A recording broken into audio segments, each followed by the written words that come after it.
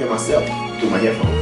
Yes, man. Like, I feel real good about this right now. Pay attention, because you are now listening to Permission to Speak Freely. Hey, Patrick, so we need you to go back and talk about like everything, like in its totality, the same way you said it. You know what I mean? Yeah, I got you, man. We're good. Hey, for the listeners, might as well just be transparent. We've been talking for about 5-6 minutes, right? Patrick was giving us his story, like where we were starting out at, and I looked at the recording clock and said 58 seconds. So I realized like a minute into like everything that we already did, we didn't catch. So I'm a quick run through intro Patrick real quick, and for the last time because we already declared it's like now it's like Twilight Zone kind of time. We already declared the last time we did the intro that I don't like intros. Patrick said he don't even like intros. So, but we're gonna do this one more time, y'all. Because hold up, then don't do it. Just roll. Okay. All right. Well, okay.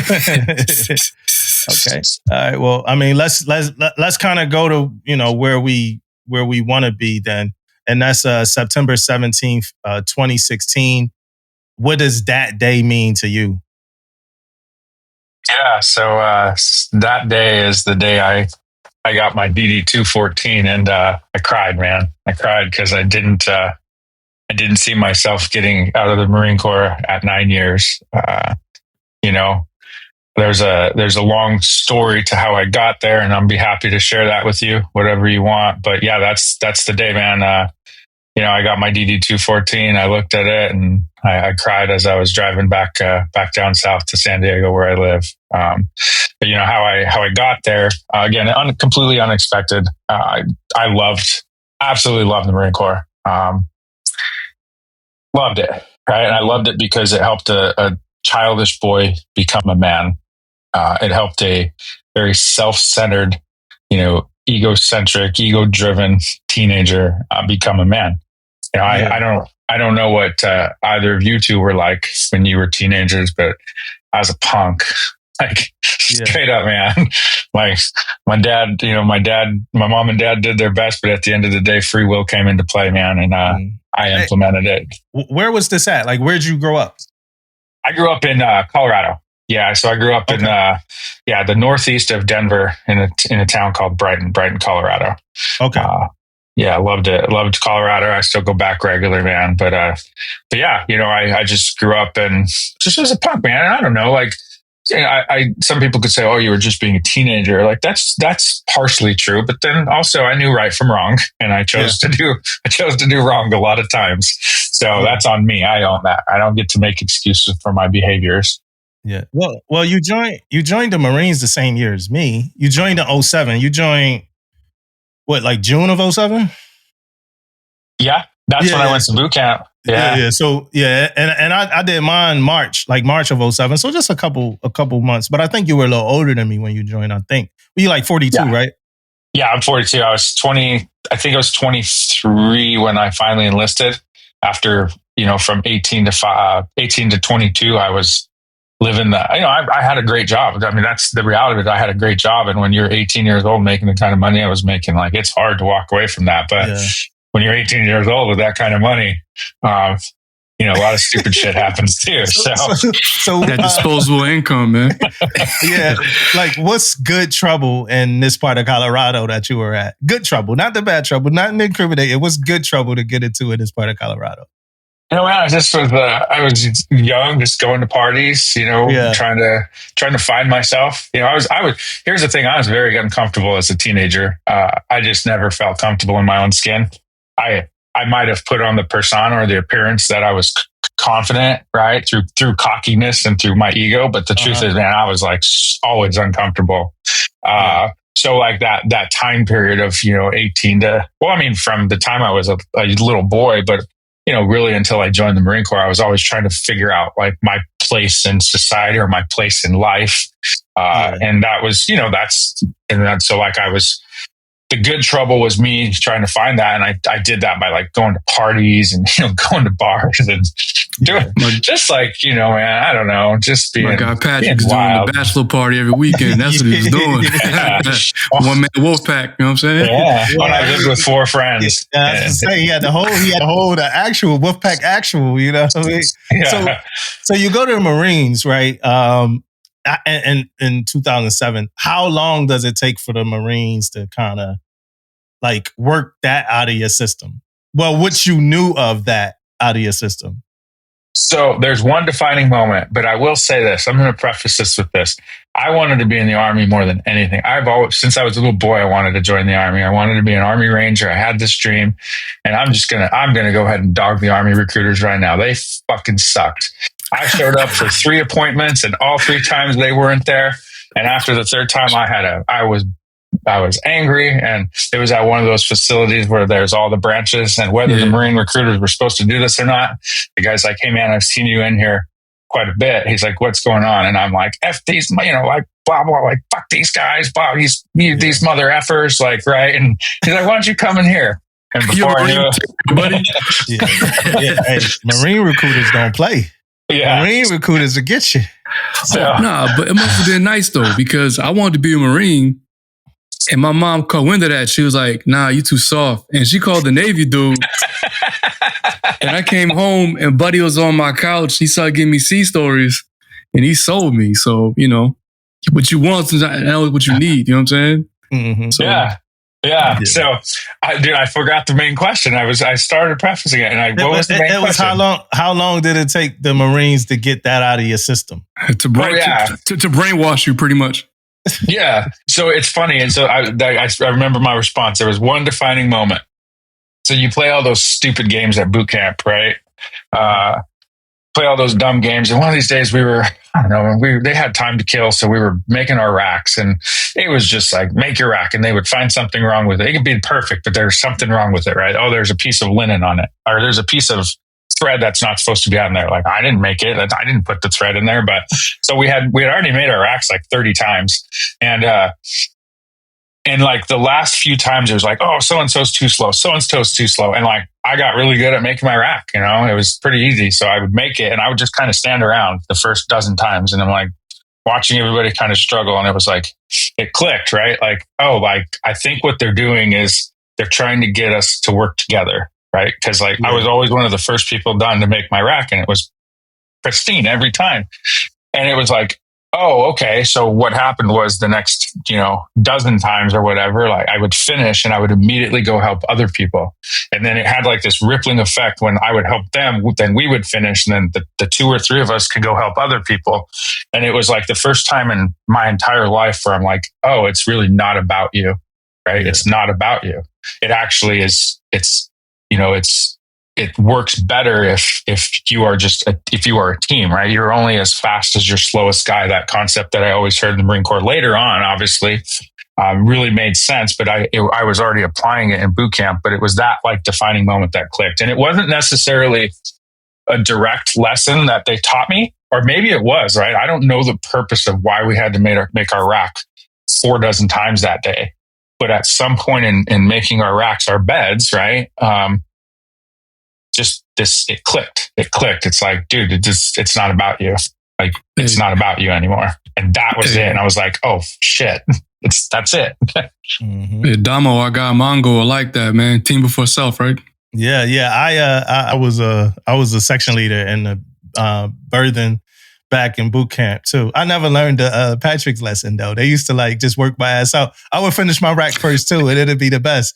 And they'd just make my ass work out until everybody else finished. They would be, and I never was like, hey, maybe I should just go help other people. No, I would stand tall every time in front of my rack, like, hey, I'm ready. And then they would just beat me. I'm like, why the hell am I getting beat? All right, so Patrick, so we get to Marine boot camp, changing your life. You wanting to be a Marine you either just told us, or I heard you say it somewhere, blurred line, you want to be a Marine for 30 years, you want to retire, you love it, nothing more you want to do here, well, probably more stuff after, but in this moment of time, you want to fully commit to being a Marine and doing all that. But somehow your career is cut short in 9 years, and like, you know, you said a little over 9 years, somewhere in that range. And my question is why? Yeah, man. That's the easy answer is I lost sight of the prize, man. I lost sight of the prize, and the prize being life. You know, I was busy as when I was in the Fleet Marine Force. You know, I was constantly deployed. And 3 deployments. I did a 15th MEU, a 31st MEU, Afghanistan, a 31st MEU in Afghanistan, and my combat deployments, they affected me, right? More really is my first one more than my second, because by the time I got to my second, I was like, there's really nothing that can happen to me, because if it would have happened, it would have happened in the first one. But it affected me, right? And it affected me in a way that I wasn't willing to admit, you know, because I didn't want to admit that, like, you know, 2 years later, 3 years later, that I was still like really, really like suffering from some of the events or whatever happened in the past. And, you know, my ego almost killed me. And, I used to live, I just call it the would haves, could haves, and should haves of my deployments. And, you know, man, it used to eat at me. Like it was always on my mind. And, you know, I found a lot of comfort in alcohol. And I will say, I can honestly look, you know, through this screen into both of your eyes and tell you with the honest to God's truth is I never showed up to work drunk. I never drank at work, and I never put the lives of any of my Marines in danger. Like my work was my saving grace, right? Because I loved the Marine Corps and I was really good at what I did. But remove me away from that environment, man. And any spare second I had, it was like I had to turn off my thoughts and my mind. And so I did that with alcohol. And, I remember that was for years I did that, right? And I can tell you the moment I knew I was struggling it was after I had been home for about a week after one of my combat deployments, and I had went to the gym, and I have never experienced this. I had never experienced this prior to, and I haven't experienced it since then. But when I went into the gym, man, I literally saw the walls closing in on me. Like they were like moving in on me, right? And I just remember like, what's happening? I started to have a panic attack, and I turned around and I ran. Like I ran as fast as I could to my barracks room. And I lived by myself in the barracks at the time, and I had alcohol in, and I started drinking, and it was like, it like helped my panic attack go away. It helped me like relax. It helped me just find that comfort. And so I found that comfort in alcohol, man, for years. And then one day I was sitting on my couch here at my house, and I was pissed drunk, man. And my thoughts were with me, and I was like, man. And I just remember thinking like, man, it's not working anymore, I guess. So like in my head, right, I'm like, I'm just not going to drink tomorrow. Right? That's the simple solution, right? Like, well, what's helped me suppress or helped like all these thoughts subside for so long is no longer working. Well, I just won't do it tomorrow. And man, what I found out real quick is I couldn't, that I had become hooked, right? It had me, and I didn't understand it. I didn't know. Like as time progressed, right, it got worse and it got worse and it got worse. And, you know, I became suicidal. I became homicidal. And man, I was just like, when the thought of dying, right, seems like a better option than the pain of living, like that's when you know it's bad, right? And that's where I was. But the thing is, I didn't know, like my pride, it kept me from admitting that I had a problem with like PTSD. I didn't want to admit that. Like, fuck that. Like, I don't have that shit. Like, my friends died, dude. Like, or who am I to complain about this? But then 2, that I was suffering from this like addiction, if you will, right? Like, you're weak. Or I remember looking at myself in the mirror sometimes being like, you're a weak motherfucker. Like, how are you going to let this liquid substance control your life the way it is, right? And so not being able to admit those 2 things, man, like, almost killed me, you know. Luckily for me, I had a friend who I don't know, man, I blacked out one night, and I must have said some stuff to him, because when I showed up to work that next day, my friends were there, you know, and he was there too, and they're just like, what's going on, man? And I will say, my buddy, he's my best friend in the world, man. even to this day. And I remember looking at him and I say, you need to get away from me because I'm about to beat your ass. I was mad at him, right? The funny thing is I had wanted nothing. Like, I was on the outside, I was this clean cut, well-spoken Marine. It's what everybody expected. It's what I expected of myself.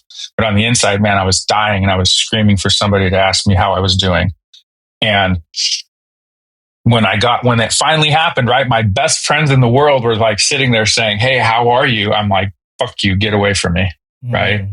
And so, like, again, there's this like this weird thing of I just didn't want to admit it. So, I said, hey, like, I'm fine. Don't worry. I got this. You guys are tripping.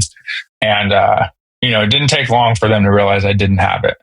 The cat was out of the bag, and, friends do what friends do. And I got a call one day on a Sunday, and it was my really good friend and my boss, my staff NCOIC at the time. And he's like, hey man, like, I'm not going to sit by and watch you, kill yourself. He said, after everything you've been through, I'm not going to watch you kill yourself this way. And I just was like defeated. I was defeated, man. I was defeated, and I said, I don't care, man, whatever you want to do. And we showed up the next day. We went to see the man. It was my major, my first sergeant, my master guns, and my buddy. And we're sitting in sitting in our little CP. And they were like, why the fuck are we here? Not in a rude way or not like it's an inconvenience. That's just how we talk. They're like, why the fuck are we here right now? And my buddy goes, True, because everybody called me True. True has something to tell you. And they just looked at me and I said, I think, because I didn't know what was wrong with me, man. I said, I think I'm an alcoholic. I can't stop drinking, and I want nothing more than to die right now. And it was just silent. And like, it felt like years of silence, but it probably was a few seconds. But the next words that came out of the mouth of those men were the reason I'm still here. They said, we had no idea. We're sorry. What can we do to help? And that was like the first time, man, I like this weight. We hear people describe like I had weight lifted off my shoulders. I had a weight lifted off my shoulders that day. And my response to him was like, I don't even know what the fuck is wrong with me. So I don't know how you can help me. But what they did do is they did help me, right? They sent me to a facility. They found me a place that we started looking into what was actually wrong with me. And I got to work on myself for a very, very, very long time, And when I got out, I still had, I think, 5 months left on my contract. So I went back to being an instructor with a lot of stipulations, right? At the end of the day, and I 100% agree with the decision of my command.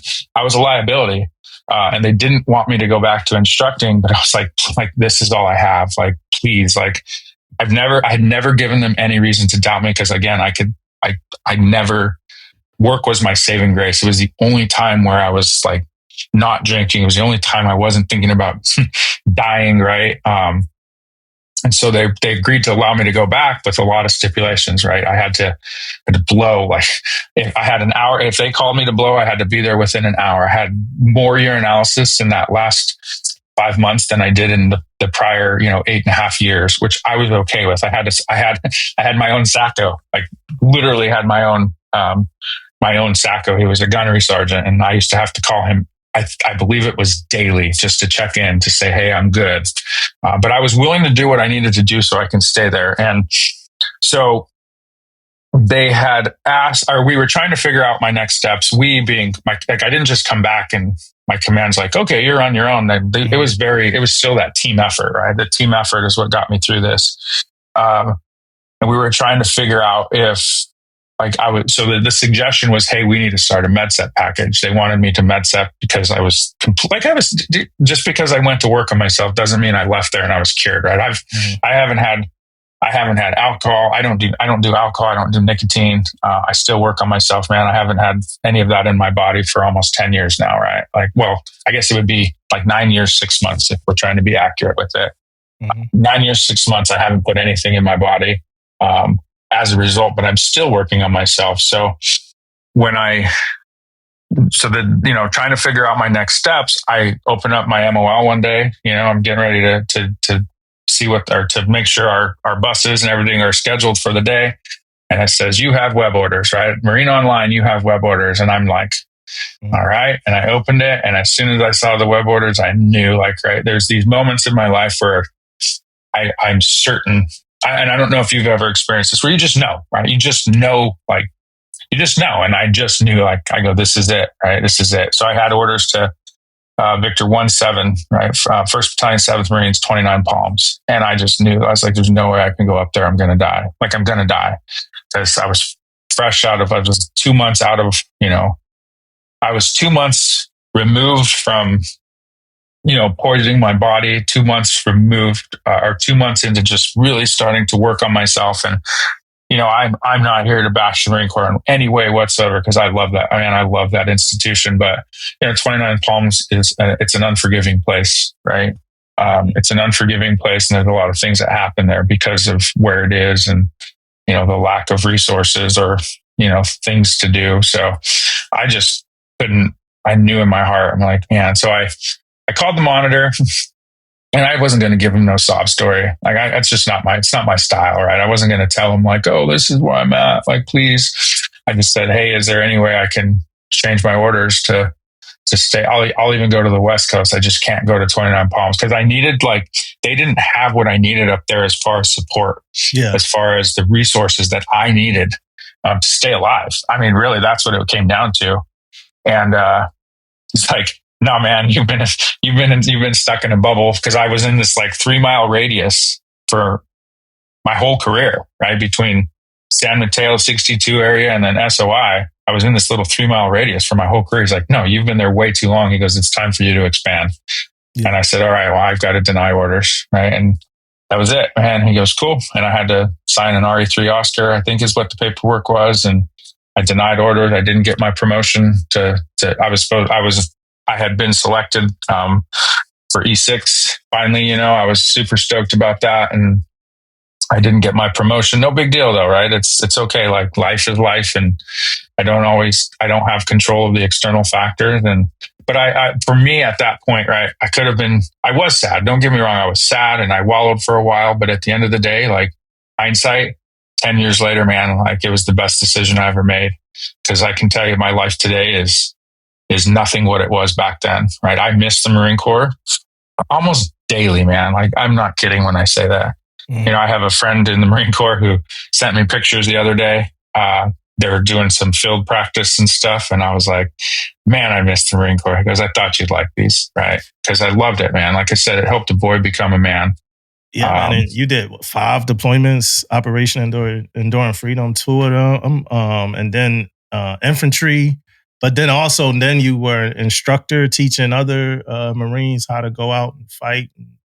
Yeah. And that's a lot of loving right there, man. That's a lot of it, So so all of that, so now you say, like, some PTSD was there, right? That was kind of what was kind of impacting some of the alcohol at first. But outside of the PTSD and like some of the probably things you've seen, it's all these positive memories too that you've seen, right? And then you just get this abrupt boom, you out, you can't continue. So mentally, right? What frame of mind you in? But also, like, financially, where are you? Because I don't think you were prepared to get out in that moment. So just where are you?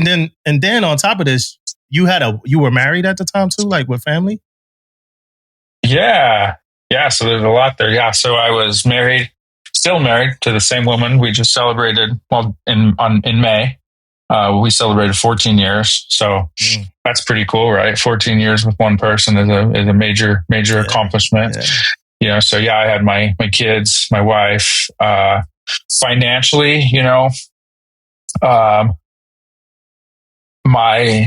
so when I went to, I chose to not tell a lot of people what was going on with me, because I'm I like to keep my personal life personal, right? But obviously my mom and dad raised me, and I had a duty to them to tell them what was going on. So when I went to go work on myself, I said, hey, here's what's going on. I'm struggling. This is where they're sending me. And, my mom obviously is being the loving mother that she was and is to this day. She was very heartbroken, right? And she was just happy that I was fixing myself. But when I told her I was getting out, she said, she goes, so here's the financial part, right? This is the parents I have. She said, she goes, I have some money I was going to give you when I passed. She's like, but I don't want it to wait. So tomorrow or over the next couple of days, I'm going to put a large sum of money in your account, and I need you to do me a favor. It's like, I need you to just take some time to work on yourself. And I woke up a few days later and I had a very large sum of money in my account, and that coupled with my savings as well as some other income that my wife had coming in, like I did nothing for a year other than work on myself. So like first, my mom, that money she put into my account allowed me to just focus on myself for a full year. And that was huge for me. Huge. Yeah. Yeah. Now, in that year, did you, I'm sorry, Dom. Yeah. Now, that was financially. Mental health wise, though, are you, because how old are you at this time? You remember? I was 33. Yeah, I would have been like 33-ish. Yeah, 33. So at this time, in this moment, are you feeling at all like a failure at all? Oh, 100%. The world's against me. The world's against me. I suck. You're weak. What's wrong with you? You're weak. 100%. Okay. Aaron, you want to line to that? Or? Yeah, it's just, so you're a Marine, you love being a Marine. That's your life. That's your family, your chosen family. And, you got that year to work in yourself, right? So, we have friends who retire and separate. And did you find it hard? Did you find like you had to like intentionally distance yourself from the Marines as far as like, checking things on social media or talking to certain people? Or did you have a balance of, I could work on me and still keep tabs on my family and the Marines and it not affect me or make me have a longing for what I'm not going to be doing anymore? So during that time when you work on yourself, did you have to like intentionally separate, or did you find a balance of working on yourself and still keeping tabs with your family and Marines? No, I was still heavily, I don't know, I would say involved. It's not the right word. I was still in tune in what was with my friends, right? We had a group chat that we were all part of we would talk through, at least once a week, right? So, social media, I'm in marketing. I have social media now, but back then I didn't have social media, man. So yeah, I didn't really follow anything social media wise, but yeah, I still made it a point to talk to my friends, to hang out with my friends, to go see my friends, right? For promotions, for other things like that. And I chose to do that because like at the end of the day, right? It goes back to that selfishness turned to selflessness, and the self is a part of me. Like I owed it to my friends to be there to celebrate them as well. Like, right. It would have been petty of me to say, oh, I can't be part of that because I need to separate myself from the Marine Corps. Like I was there to celebrate with them. Right. Because at the end of the day, we had been all through all that stuff together. So no, I chose to be heavily involved. And one of my really good one of my best friends, like he's such a good friend, man, but more so he was like a really good mentor. He is the mentor for me. He retired recently at 28 years. And, this was, I don't know, 2 months ago, I went up to Pendleton, got to go to his retirement. So even to this day, right? I know your question was specific to back then, but even to this day, man, it's important that I show love and support for the people that were there for me when I was struggling, man. So I still do all those things, man. I've been to a lot of retirements, a lot of promotions. I got one of my Marines, man, from, back in the day, got promoted to gunny about 18 months ago. And as a civilian, he's like, hey man, will you come pin me? And I was like, hell yeah, I'll come pin you, bro. Absolutely. Right. So still heavily involved, right? Was back then. And I still am now because they're my bros, man. I know more about those men than most people. And then I know about my family because, you spend so much time with somebody, you get to know everything about them. And that's what's cool. Yeah. So mom gives you this lump sum of money that helps you out, like financially. You got a good wife there, like in your corner supporting you. And I know it's probably some things there, like things that she had to struggle with too, as you were going through whatever your struggle was. But my question is, well, from what I do know is you still pretty down on yourself during this period of time, like not knowing what to do, just kind of going through it to a point that I think one of your junior Marines that you taught had to kind of lift you up out of this hole, right? Yeah. It's funny. Actually, we're gonna talk today. We still talk. I was the officiant at his wedding a few years back. So yes, to answer your question, I was, self-pity, the world's against me. The Marine Corps hates me. Wah, wah, wah. That was my mentality. And what happened was I got out, got my DD-214. I got out and I just was like, man, what am I going to do with my life? It's kind of my way of approaching life. It's kind of a blessing and a curse because I don't believe in plan Bs. I'm starting to get there, at 42 years old. But like, to me, a plan B is an excuse for when plan A doesn't work. And I don't want excuses, right? I want to like grind and I want to make what my plan A is. So my Marine Corps was it. 30 years, master guns, like, cool, let's do that. But that didn't happen. So I didn't have a plan B. I was sad. Like I said, man, I sobbed. I'm not kidding when I say I sobbed. I was in tears when I got my DD-214. When I drove off Pendleton that day, man, it was like, fuck, man, this is it. I'll never get to put that uniform on again.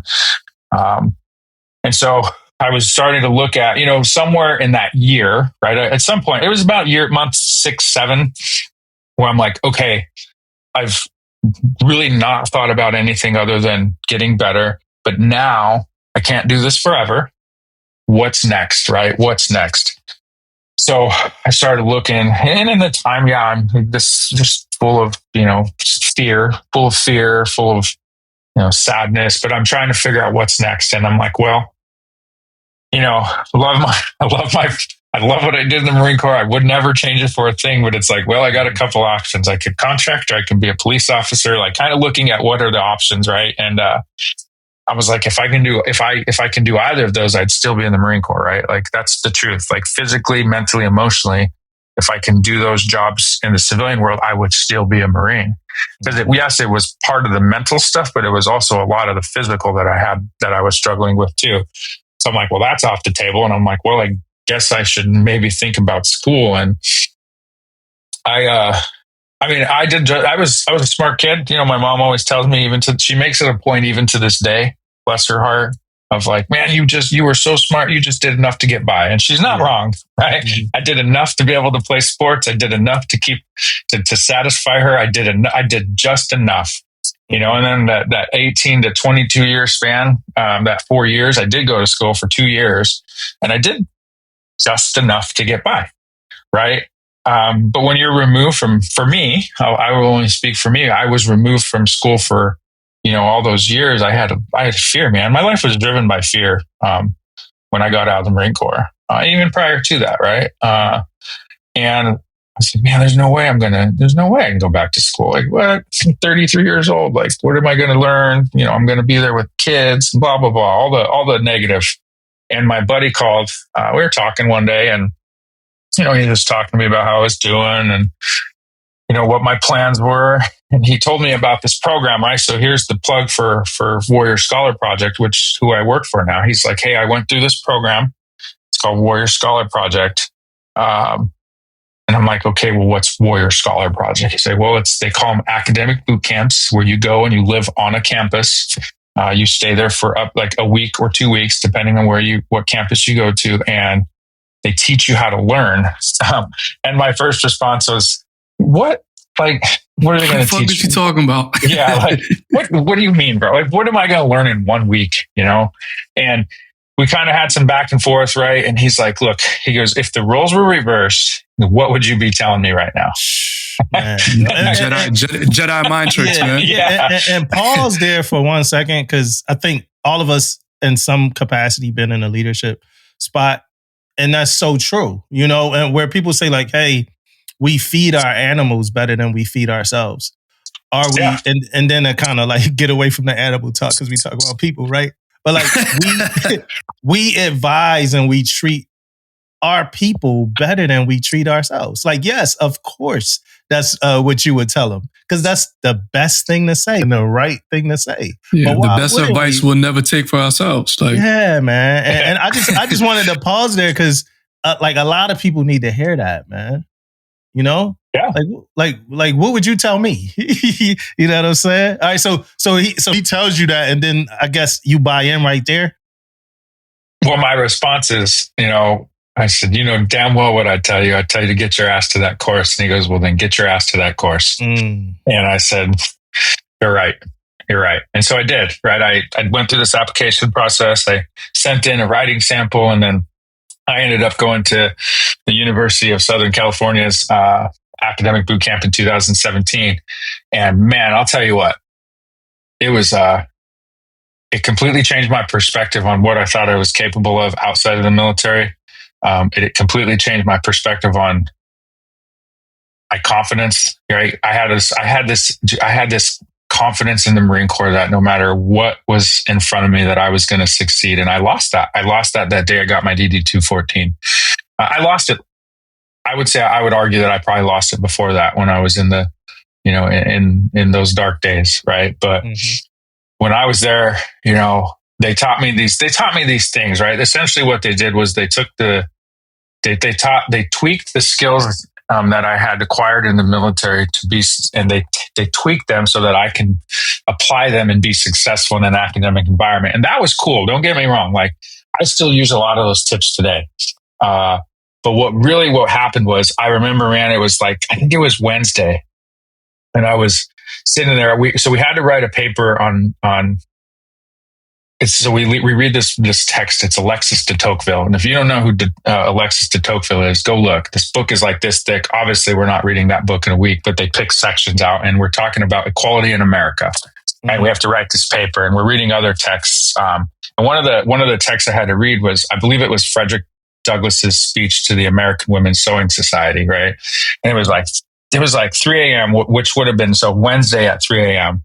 And I don't remember it 4 hours passing or 5 hours passing, but I remember I pulled out that speech, and I'm sitting there doing the reading that they taught me, the analytical reading that they taught me, right? And I'm just like picking out keywords. Okay, like, what does this mean? Like, and I'm taking my notes, and I look, and it's 3 a.m. And I'm just like, that's when it was like, all right, yep, I got this, right? I got this. That was that. Again, I had that defining moment, or I had that flip in boot camp that we talked about of, when did you know that? Yeah, we call it the aha moment. You know what I mean? Yeah, that aha moment. I had that in boot camp of, it's not about me. Well, here when I attended Warrior Scholar Project, I had that aha moment of like, yep, it doesn't matter where I go, what college I go to, what I do, I'm going to succeed. Right. And I did, I left that course that week, and I came, and for me, again, still, I just be very transparent, man. I still had a little bit of fear. Like, I got this confidence back, but at the same time, it's like, what am I doing? Right. What am I doing? Okay. So for me, I chose to start at community college. I was fortunate where I applied for voc rehab. I got voc rehab, and I started at community college. So I was a community college transfer student into a 4-year institution. And, I chose to go to the very beginning. Right. So even before that, right, some of the things I had to think about is that they taught me at Warrior Scholar Project was like, okay, it's like, where's the best fitting school for you? And there's all these factors, right? It's not just about the name. It's not just about the degree. It's about everything. So at that point in my life, I knew that I had deployed 5 times in 6 years, and I was an instructor where we were working.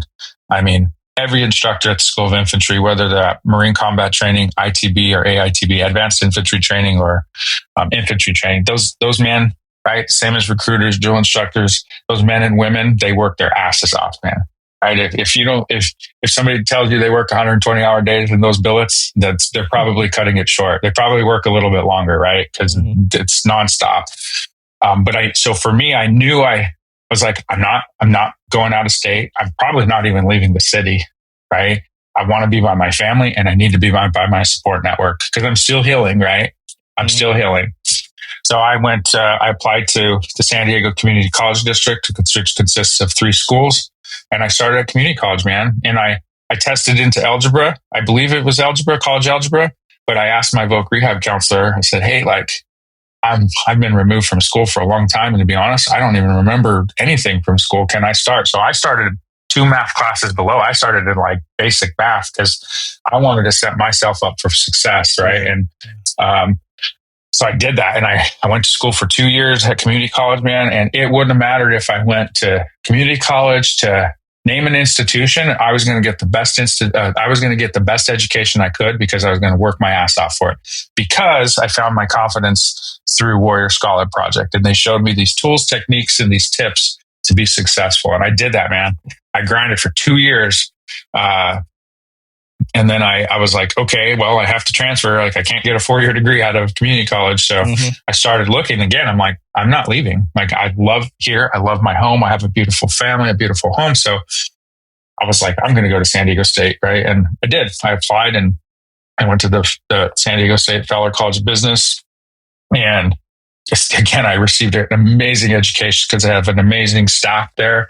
But more so because I was going to put the work in. And that's exactly what I did, man. I lived on, so my success is this. I treated my education like a job, right? I looked at it as like a 9 to 5. It didn't matter what days I had class or what times my class were. I showed up to class. I showed up on campus every day from 9 o'clock to 5 o'clock, right? If I didn't have class, I was either in the writing center. I was in the math tutoring center. I was somewhere like learning how to be a better student. And I excelled, man. I excelled, right? And it's funny, I have my degree up here and I look at it and it's like graduating with honors, and I laugh. I laugh sometimes because I'm like, man, if you would have remembered me when I was that punk ass kid, you'd be laughing too. Yeah. And what's really cool is, so I'm actually starting back I'm in at the University of Southern California. I start on July 25th. Yeah, July 25th is my first day of class, but I'm going there for their Masters of Business for Veterans program. So nice.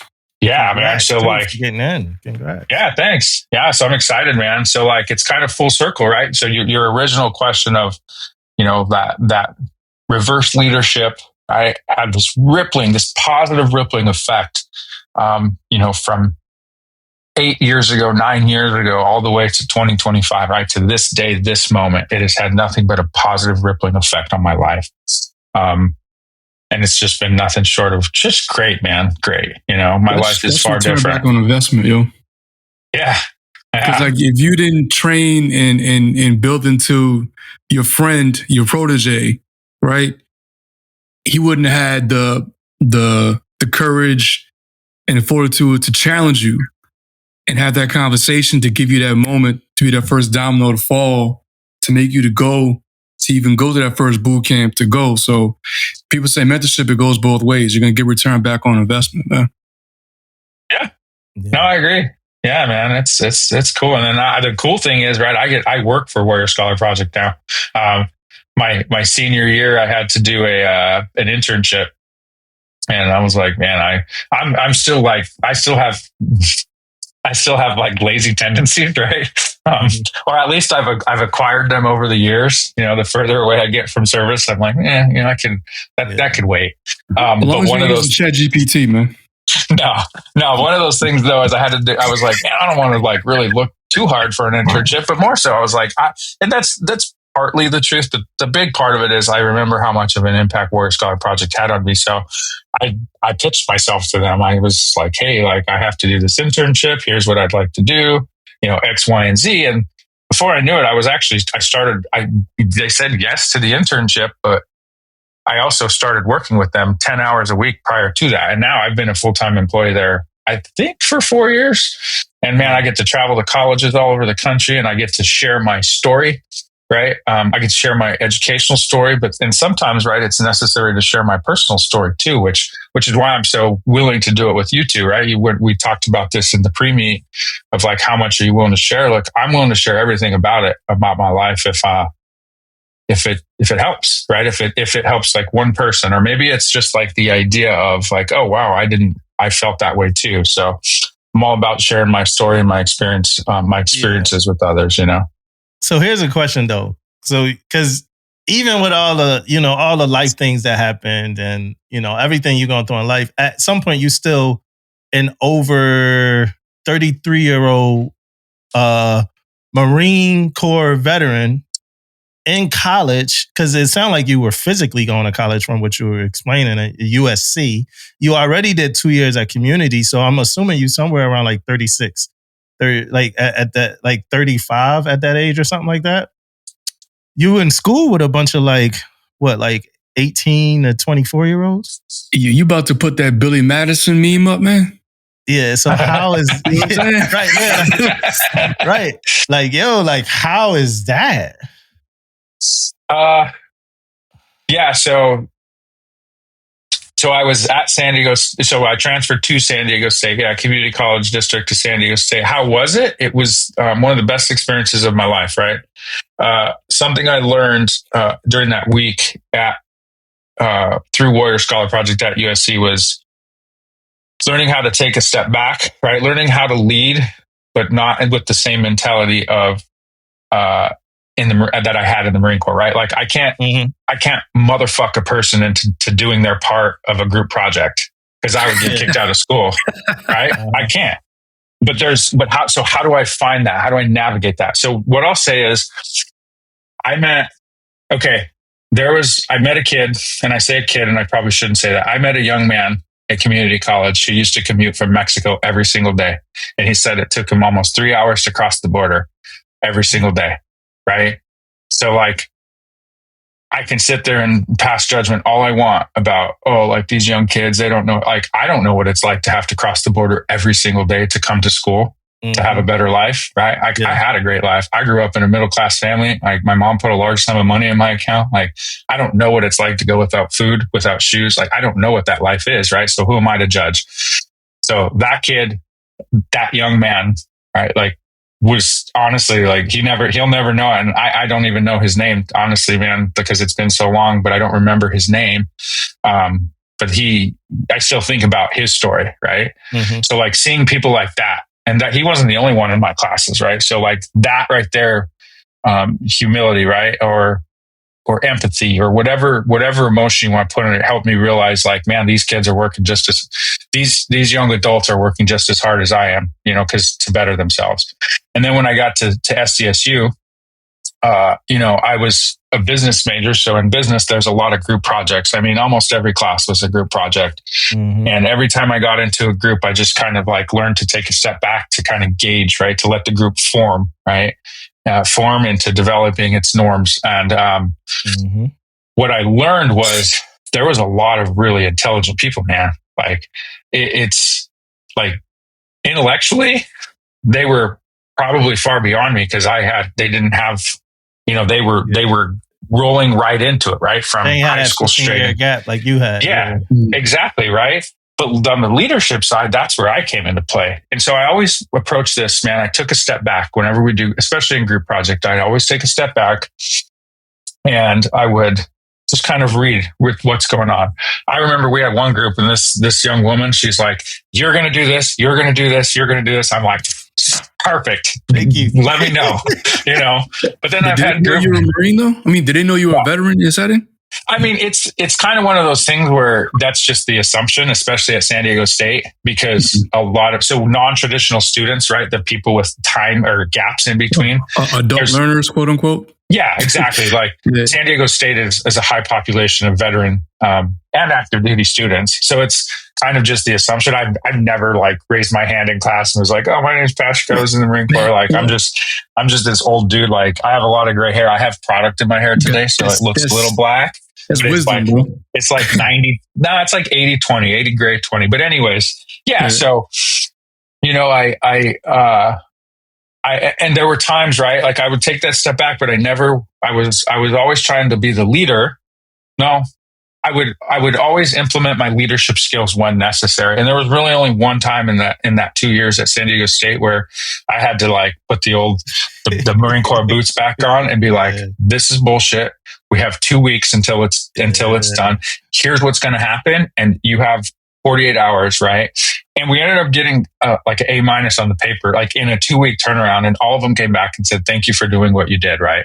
Mm-hmm. But I tell you this like long-winded answer because I had many different experiences with the younger, like my classmates who were 15 years my younger, right? Mm-hmm. And again, some of them, my daughter was 18 at the time, right? Or like my stepdaughter was 18 at the time. So I had her, she was at my home, and like I'm going to class essentially with my stepdaughter. But man, what I learned from them was invaluable, right? Like they were there just like me to get an education. They were there willing to work as hard as they wanted to work. And this, I hear it today, like this perception or this idea that the younger generation is this, it's that. Well, that wasn't my experience. Not with my classmates. My classmates wanted to earn an education just as bad as I did, or just as badly as I did, right? And so they taught me a lot. I learned a lot from them, but I learned a lot of humility, right? Empathy, and there was kind of one more story. There was a girl in my class. I had her in 3 classes because once I got to upper division, like junior, senior year, you kind of follow like the same people to the same classes. And same story. She was coming from Mexico, but she would sleep in her car most nights because she didn't want to go back to Mexico. Yeah. And she was taking 18 units a semester because she needed to save money, right? So I was taking 12. My voc rehab counselor was like, hey, you need to take 12 and not stress yourself out. And I'm like, you're the best voc rehab counselor ever. Like, thank you. Right? Like legitimately, thank you. Because like, I was still working on myself, but this woman was taking 18 units and she was trying to graduate, in 3 years instead of 4. And man, you can see it some days in her eyes, like it just in her demeanor, how tired she was, but yet she was still there grinding, man. So you want to talk about hard work? Like that was like a humbling experience for me to watch her do that. And I saw her do it, in multiple classes because I had her in multiple classes. So it was really cool to see, man. I learned a lot from them. I've never really been one to badmouth and say, oh, like this younger generation. Yeah. But man, they tell you what, man, like regardless of what people say or think, and this is my opinion, like we're going to be all right. Okay. Yeah. I'm going to get old and so will they. But as we both get old, like we'll share our knowledge and our experiences with the world and we'll be all right. Everything will be good. Now this is kind of layered now because you graduate with December 2021, right? Yes. Yep. All right. Yeah. So you graduate December 2021. So you graduate, you say you finish, like you do one semester during COVID, right? So yeah. So I don't remember, let's see, 2020. So we were going on spring break in 2020. And that's when like so that would have been March. Yeah. So this would have been March.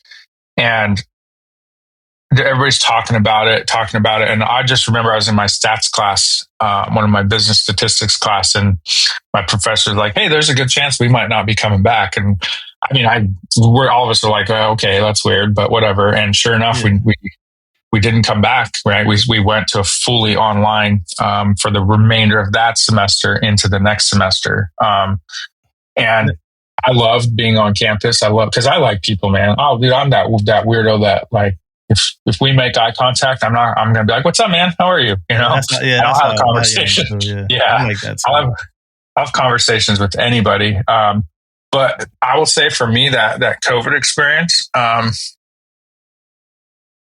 didn't mind it.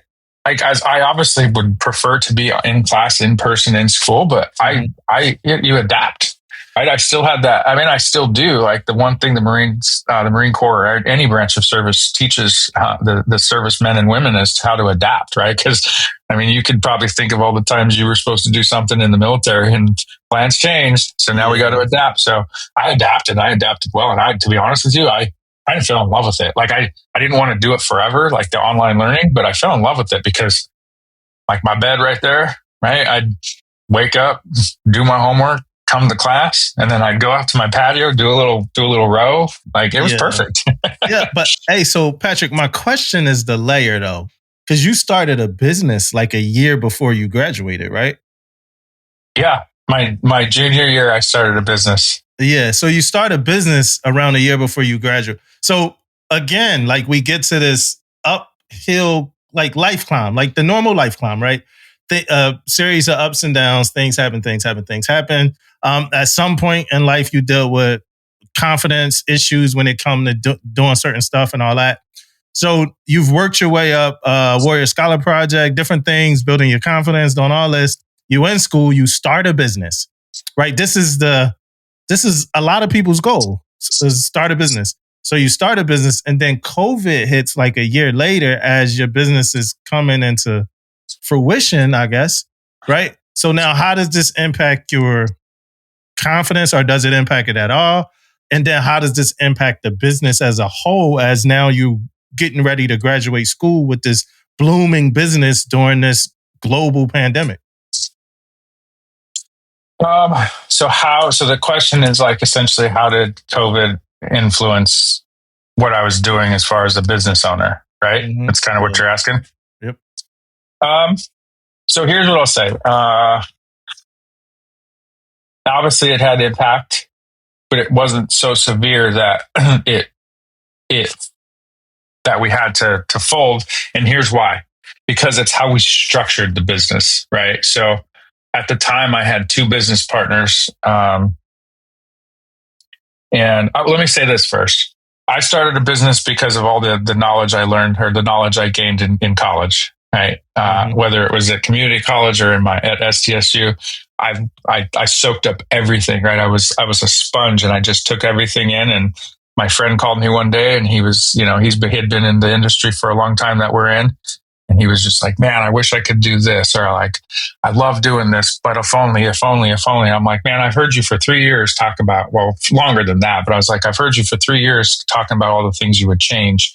Why don't you just start your own business? He's like, I don't know how to do that. And I go, well, I do, right? Because I felt confident enough to say I do.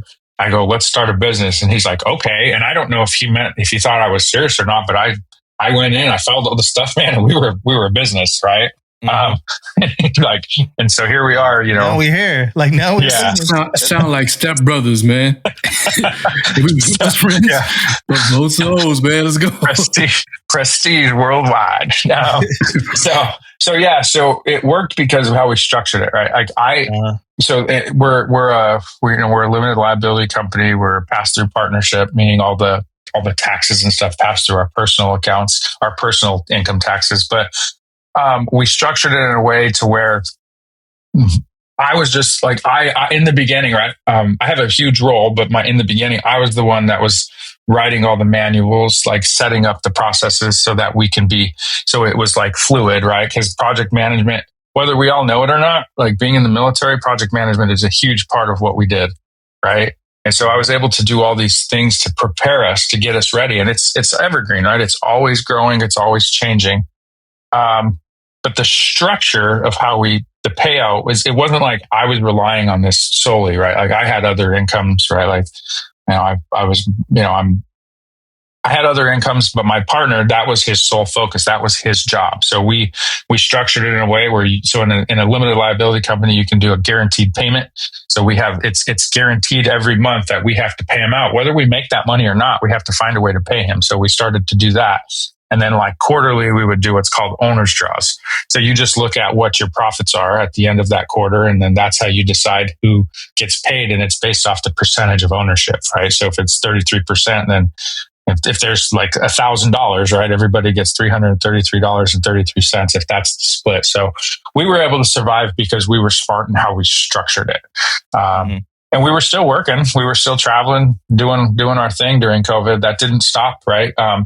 And really, it's the industry and that dictates that, right? It's the industry dictates that we didn't stop. But yeah, so it didn't. If we solely were relying on this is how I survived, this is my life, we would have failed. We would have fallen, right?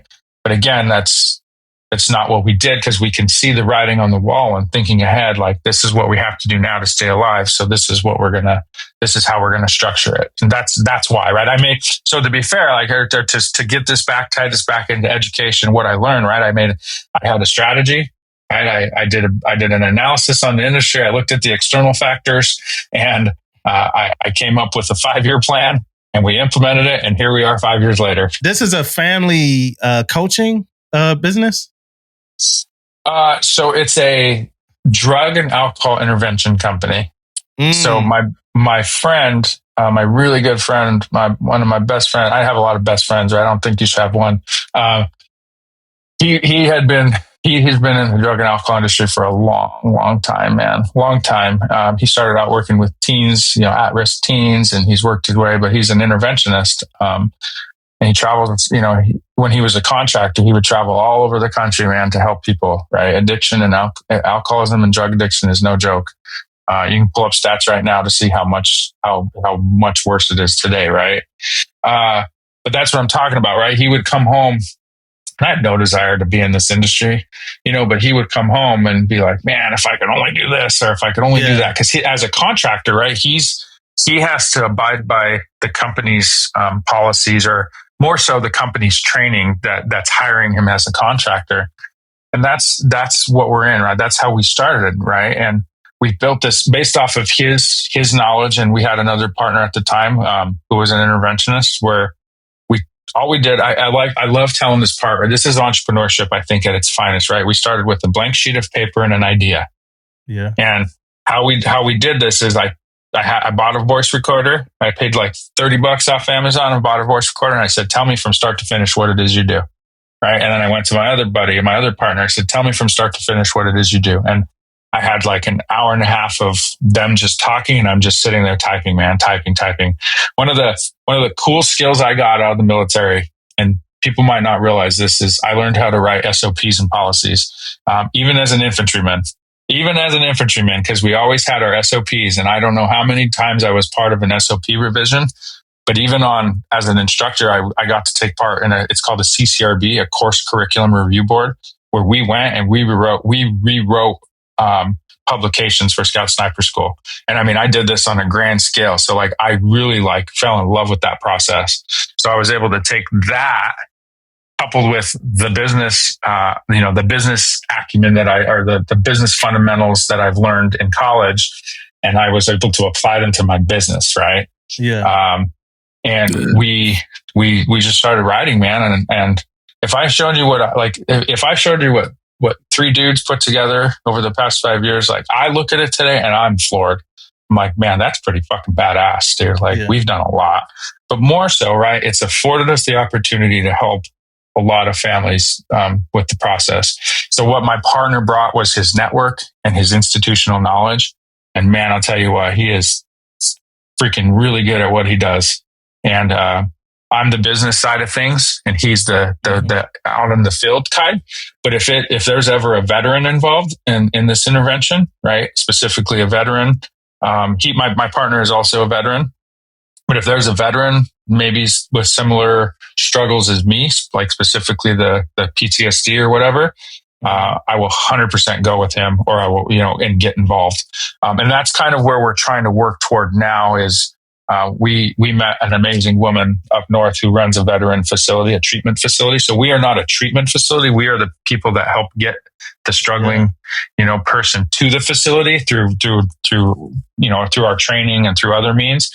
But we met an amazing woman up north, and she runs a veteran specific treatment facility. And we're starting to see like, it's kind of the route we want to go. We're not necessarily saying veteran specific, because we don't ever want to turn away an opportunity to help somebody struggling. But at the same time, like there's a need for veterans, man. And, so that's why we do what we do, man. And part of it is I have that little personal story too, right? Of my struggles. And, I was a part of a very, of the same type of intervention process that saved my life, man. So I see the value in it. Yeah. I was saying like people, maybe you saying before, like you're not sure what you're going to do as, your prior skill set for your MOS, but like our skill sets are the same, just like written different in the civilian sector or in the corporate sector. So like you told writing SOPs, how many times like when we get these evals and we writing them, we kicking them back, or we go to the SCA and you writing down a white paper, it's the same skill set. But then for some reason, a lot of us, when we go to school, like I don't like writing.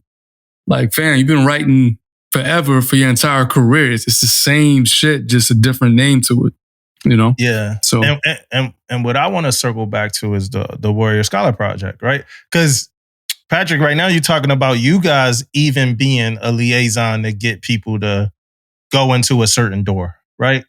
So metaphorically and comparatively, with y'all being a liaison to get people to go to a certain door when it comes to treatment for substance abuse or alcohol abuse or whatever it is that they're going through, Warrior Scholar Project is a liaison to get people to go through that educational door, which, I mean, is a big contributor to like everything that you kind of are building. Because that's like where you started the education path, like where your confidence was built. And we touched on it, but I want to dig into it a little bit. First with like firsthand experience, day one. Well, first off, the only thing you pay for here, right, is all free. The only thing you paid for was travel, right? Yeah, absolutely. Yeah. So Warrior Scholar Project, man, is the catalyst for where I'm at today, right? It is the reason I am where I'm at today. And I give all credit to that, right? I put in the work, but if it wasn't for that program, Warrior Scholar Project, man, I don't know if I'd be here, right? I'd be somewhere, that's for sure, but I don't know if it'd be here. But yeah, so just to kind of give you a little background of Warrior Scholar Project. So it's this year we transitioned to 1 week. We call them academic boot camps, but it's college preparatory, right? It's college prep.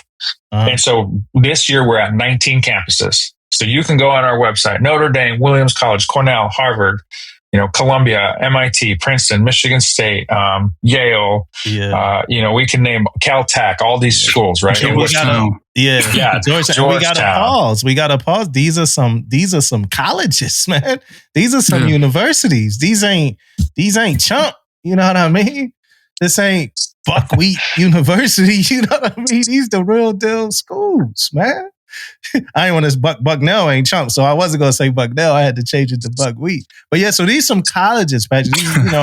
So for the listeners, man, this is like for like the people that's listening, you thinking about that Warrior Scholar Project, just going through Harvard or just going through some of these Georgetown or whatever, just kind of getting a lay of the land a little bit. Yeah, that was it. That's all I kind of wanted to pause right there for a second. Yeah, no, it's fine. And yeah, so it's this year, 19 campuses, and I'll get to answering your question about the cost, right? It's 19 campuses. We have 27 boot camps. So like we have 27 boot camps because at some campuses, so we just wrapped up Notre Dame yesterday. Notre Dame, we had humanities, STEM, and business. So you get to pick your focus, right? Are you going to choose a humanities, STEM, or business prep course? And this changed this year to 1 year. Like in previous years, we've done 2 weeks where you'd go humanities into business or humanities into STEM. Because it doesn't matter what your degree in college is, you're always going to have to take your general elective classes, right? Which consists of the humanities or, even some of the arts and things like that. So yeah, you get to, it's such a badass program, right? You go on campus. So let's say you apply to, I have my screen up, right? Let's say you apply to Michigan State University Humanities, right? Like for whatever reason, right? Maybe you want to go there. Maybe you don't. Maybe you just want to travel to the East Coast. Whatever your reasons are, that's where you apply to, right? You pick your 3 schools you want to go to, and that's where you get placed. You go to Michigan State, you live on campus, right? You eat in the dining facilities. You get instruction from the hosts, from that staff. So Michigan State professors are going to sit there and teach you. You're going to write a paper, right? You're going to ask to read challenging texts like Alexis de Tocqueville and Danielle Allen, right? And you're going to write a paper, but the more important thing is again, I've already said what that did for me is we're taking the skills you acquired in the military and tweaking it for a college environment, right? Helping you to be successful. But the cool thing is like this course at Michigan State, humanities specific, there's writing instructors, their writing staff is there. So showing you, hey, this is what it's going to take for you to write a college level paper. And the cool thing is you're not being evaluated, right? So you get all this knowledge, right? You get to see yourself on campus, right? And maybe you go to Michigan State, but you're like, oh, like this campus isn't for me, but I do know I want to go to college. Cool. Or maybe you go to Michigan State, you're like, yeah, I think I'm going to go to the trades. Even better, because you didn't have to waste any of your GI Bill to figure that out, right? You didn't go to college for a semester, waste your GI Bill, and lose 4 months of GI Bill. So it's just phenomenal, man. And the cost to the participant or to the applicant, it's free, right? But like, don't get that twisted. There's nothing free in life, right? The cost to like, if you were to apply, right? Neither Damo or Aaron, if either of you were to apply, right? It's free to you. Yes, you pay for travel, right? Wherever you want to go, you pay for your travel. You got to have skin in the game, man. Because if we just said we'll pay for your travel too, right? Like there's no skin in the game. You got to have some skin in the game. So you pay for your travel, you go and you get to have this experience, right? Or these experiences, because you can go to more than one boot camp in the summer, right? But nothing in life is free, man. So we have an amazing development team who seeks out, government grants, who seeks out, corporate donors, who seeks out individual donors, so that it is free to you, the applicant, to you, the veteran, the enlisted veteran, or the enlisted active duty service member, right? But nothing is free in life. This program takes a lot of work, a lot of time, a lot of effort. We have 24 people on our full-time staff. About half of us are veterans. The other half are just educators who believe in the mission. And we make it happen, man. We change lives, right? We change lives one academic boot camp at a time. So it's a phenomenal opportunity for those of you. And we're at the back half, right? We just wrapped up yesterday, the first half of our summer. So we're at the back half. So we still have spaces available toward the end of course summer. So yeah, if whether it's this year or next year, if you know anybody that wants to do this, man, it's pretty badass. That's what I'll say. It's pretty badass. Could you jump into I was looking it up. I was going through the website, and I used to work with, people transitioning from medically retired folks, right? But they talk about like skill bridge and the different career pathways, right? So you guys have something called the Career Pathway Initiative. Is that like mentorship and like kind of giving you a pathway after you attain a degree, or what kind of career fields you're going to? Can you dive into that a little bit? Yeah, so the Career Pathways Initiative. So first of all, I hope you like the website. This is one of the skills I've learned over the years. I actually manage the website, right? So that CPIS page you're looking at, I did that. Humble flex. I like that, man. Humble flex. You're talking about a dude who didn't have social media and never got on the internet to be able to do this. It's like my degree, right? I look at some of this stuff and it might not impress you, but it impressed the hell out of me. Yeah, so that's a fairly new program. So the idea, right, isn't you don't just come to one of our academic boot camps and we forget about you, right? You are an alum of our network. And once you complete the course and you have a complete status, we have a Slack channel. I don't know if y'all are familiar with Slack. It's just a communications platform. But we have the alumni Slack. And we failed miserably. Yeah. We have an alumni Slack network where, once you finish the program, you become an alum of Warrior Scholar Project, right? And so it's not just about one and done, right? We're here. We want, right? Because a lot of people, what happens, and it happened for me too, is I lost my community, right? I lost my tribe. My tribe being my military brothers and sisters, right? And so we're trying to help them rebuild that community, right? So you hang out with four idiots, you're likely to be the fifth, right? That's what I learned in life. So like, we're trying to give people a community of like-minded individuals. So if education is your goal, right, then you become it's up to you whether you stay part of it, right? You can gain access to our community and do nothing, and then you get nothing out of it, and you just become another number, right? Or you can stay active, right? And so I tell you this again, I'm telling you all of this because it's not just about being one and done at Warrior Scholar Project. We want you to be around for as long as you want to be around, right? We want to provide resources for as long as you're willing to accept them. We want to give you opportunities, right? One of our Slack channels is opportunities outside of WSP, in which we're our Tabitha, she's our I'd have to look at her official title. I don't want to butcher it, but she's our alumni engagement. Actually, let me look really quickly so I know. It's our director of alumni programs. Wow, I'm going to get a lot of flack for that. So maybe you could edit that out. I'm just kidding. Don't do that. Yeah, you're also in the right place, man. Tabitha, give him grace, man. Give him grace. So yeah, she does a great job of like sharing those, like finding internship opportunities or job opportunities. But it's not just about Tabitha, the director of alumni programs, doing that. It's about the community. So like, there's a lot of times where, participant from 2 years ago is now working at, a major company and they have an internship opportunity open up, they come on that post and they come on that channel and they're like, hey, internship opportunity would be great for a WSP alum, like whatever, right? So the CPIS program is something else that we've rolled out, right? And it's fairly new, but it's run by Tabitha again.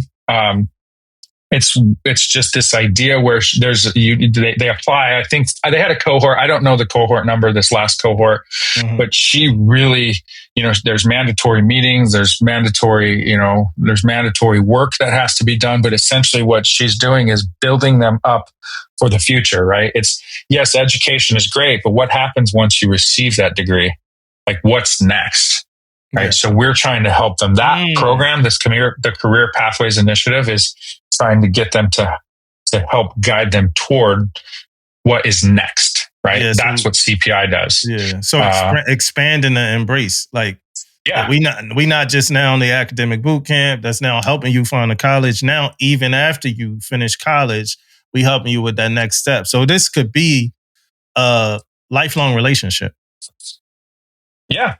Yeah. And CPI, the CPIS, the Career Pathways Initiative program, right? It's the second part of our mission statement. So like if you see what our mission is, it's to propel enlisted veterans and service members towards success in higher education and beyond, right? So there's the beyond through transformative programming that advances skills, builds confidence, and forges lasting connections.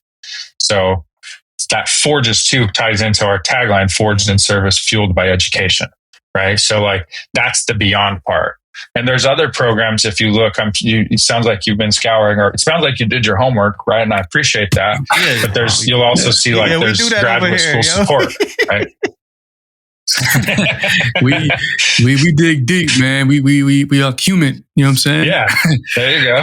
There's too much. There's too much info out there. So no, that's good, man. So yeah, it's a great question. Well, looking at I know you have the alumni you talk about. I don't know. I'm kind of thinking about you going back to you being once Marine, always Marine. What was it? I wrote it down this morning as I was like doing my research about like the bloodline of being 2nd Battalion, 5th Marines. Like you guys always have a strong link. Is that kind of like Warrior Project? Like if you go through this, you guys are linked like that. Like you got to pay it forward. You got to come back and get the young Marines or the young people in the program. I like how you said that. You can use it, man. You can take it. You know what I'm saying? Yeah, take it. I'll trademark it. The intellectual rights belong. Can I have the rights? Appreciate it. So yeah, it's funny you say that, right? Our CEO Ryan Pavel. There's a yes, and the answer to your question is yes. But again, like everything I do, I'm going to tell a story. Take a trip, man. Hey, Damo does the match with the pivot, bro. So so yes. So if you look, right. So in the summer, right, we traveled so this summer, 19 campuses, 20. What did I say? 27 boot camps. So we have one central team member. So like myself, a full-time staff member. So I was just at Yale very recently. But with us for each specific boot camp, right? So for whether it's humanities, STEM, or business, we call them fellows. And like we call them fellows, but just think of them as peer mentors. So this comes back to the giving back part, right? And these are current student veterans. So student veterans who are currently enrolled in school, right? And they were alums they are alums of our program. So they went through a boot camp. The WSP impact, right? The hashtag WSP impact was real, made a difference in their life, and now they want to give back.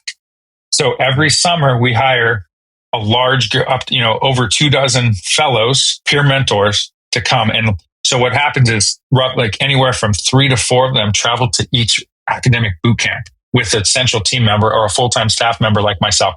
My role there as a full-time staff member is really just like that, like supply officer, right? If you want to look at it in military terms, like I'm just there for the logistics, make sure everything's running. But those 3 to 4 individuals, those men and women, they are there to make sure everybody's accounted for, everything's on schedule. But more importantly, they're there to share their experiences as student veterans. And that's the secret, right? You have a real life example of somebody in front of you who didn't see themselves at whatever college they're at, right? We have some amazing fellows this year. And so that's also like, if you want to see like some of their backgrounds, go on so if you go on our website on the alumni community, it says 2025 MTT fellows. Go click on Michael Baumgart, Dante Calabrese, Chris Chomiak, Matt DeBoard, right? Go click on Rebecca. Go click on Cody, Julio, Devin. I can just go down this whole list of all these amazing individuals, and you're going to see like, one, they're back for a reason because like me, they believe in the mission, right? Warrior Scholar Project had a positive impact on their life, and they believe in the mission. That's why I work here, right? I'm sure there's other jobs out there that are equally as great, but like nothing's right now, like I believe in the mission, right? And I know what it did for me, but more so, it's their way of giving back, right? To this program that gave to them. So exactly what you said, right? Like it's really easy to take what you have or take what you get from something and walk away, but it's the returning back that says a lot about someone's character, in my opinion, right? And that these folks come back, and some of them have been back, like Harry on here. He's pursuing his PhD, right, in English.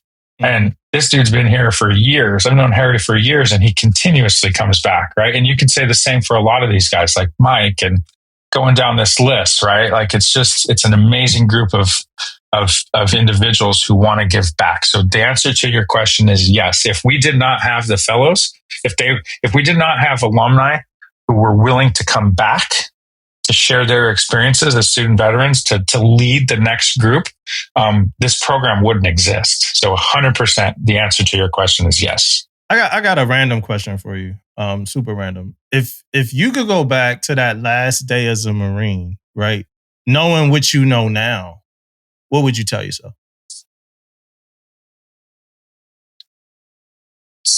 I would say, the knee-jerk response is don't be so hard on yourself. Like everything's going to be okay.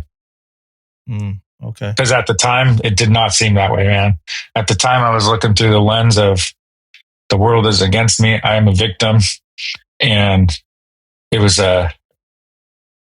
depressing, right? It was a depressing time, but everything's going to be okay. Yeah. I got another random. It's crazy because thinking about this, and that's not my random, but just thinking about this, like your wife is around throughout like this whole story, right? Yeah. And just like always super supportive, or was it ever like, hey, like a pressure cooker from her to you as well? Yeah. So, I'll be completely honest, man. Marriage is a journey. Marriage is a journey, right? Tell me about it. It's a journey. And if you're willing to put in the work, the results are amazing. Right. And being around me, especially, from when I was struggling, man, it was not easy on her. It was not easy on my family. Right. It just wasn't. How could that be easy for anyone? And my actions have a major effect, or had and continue to have an effect on the people around me. Right? It's like a tornado, right? Like tornado rolls through the town, causes a lot of destruction. Just because the tornado stops, like, yeah, it's nice the tornado stopped, but guess what's left behind? All that shit. Yeah. All that shit, right? And it's in some cases, right, things never get rebuilt. Like look at Hurricane Katrina, right? Some of those cities never got rebuilt, right? And that's the truth, right? So if that's how I look at my life, right? Like there's a lot of things that we're still working on, but we've stuck it out, man. And I can tell you, we've done everything we could to get to where we're at, and we're in a very good place. But it wasn't easy, man. It wasn't easy, but more importantly, like kudos to her and all the respect in the world to her because it would have been easily justifiable and easy to walk away from this. 1,000%. Anybody could have said like, you did the right thing. That's what's best for you. But she didn't, right? She didn't.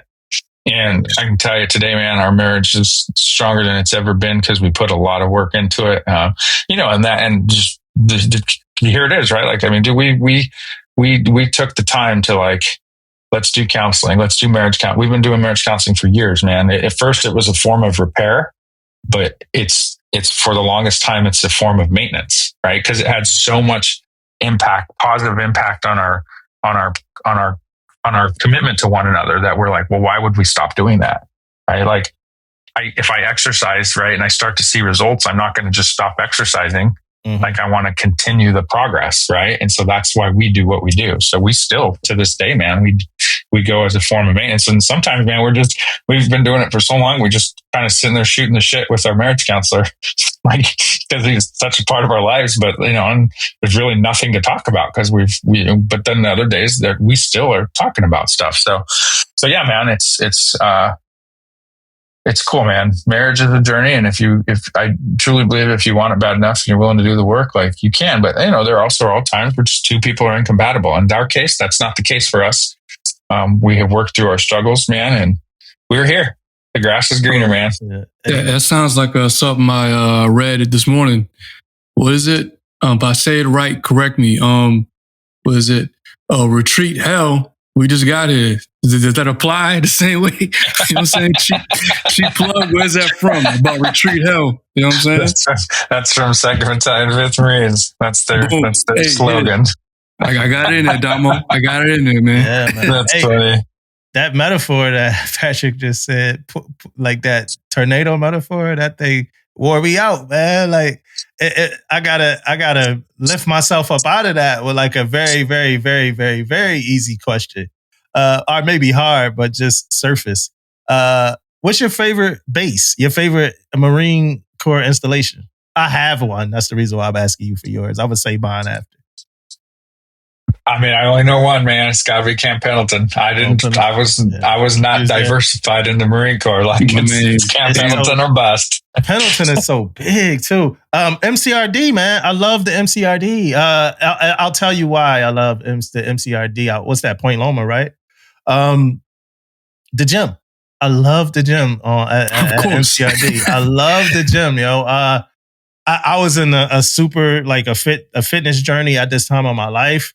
And that was the most motivating gym to go to with like, cause every Marine is in a good shape. Like I haven't seen a Marine that was out of shape. So like going there and watching the Marines kind of get it in, it was motivating every day. I miss that gym, man. I love MCRD. That's the only reason too. It was just because of the gym. It's beautiful down there for sure. I go every once in a while. I go to the gym every once in a while too. If I'm down that way, I'll just go on base. Just the nostalgia of it, man.